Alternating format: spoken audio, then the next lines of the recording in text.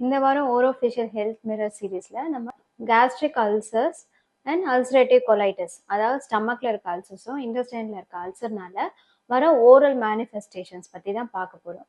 Gastric ulcers வந்து H பைலோரிங்கிற பாக்டீரியானாலையும் வரலாம், இல்லை நம்ம நிறைய அசிடிக் ஃபுட் இல்லை டைமுக்கு சாப்பிடாதனாலையும் வரலாம், இல்லை நிறைய அடிக்கடி மாத்திரை சாப்பிட்றதுனாலையும் வயிற்றுல அல்சர்ஸ் வரலாம். சில நேரம் கேஸ்ட்ரிக் ஜூஸ், அதாவது ஸ்டமக்ல இருக்கிற ஆசிட் வந்து வாய்க்கு வந்து பல்லுக்கு உள்பக்கமா இருக்கிற எனாமலை அரிச்சிரும். ஸோ அதை எரோட் பண்ணி ஒரு கேவிட்டிஸ் மாதிரி ஃபார்ம் ஆகி சென்சிட்டிவிட்டி வரலாம்.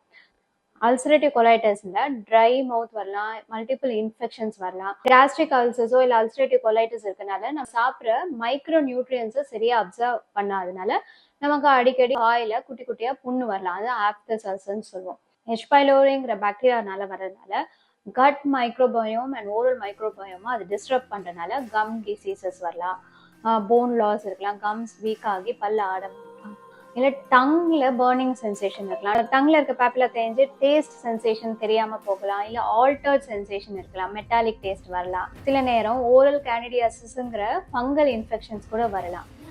ஸோ இந்த மாதிரி உங்களுக்கு ப்ராப்ளம்ஸ் இருந்தால் உங்கள் டென்டிஸ்ட்டை கன்சல்ட் பண்ணுங்கள்.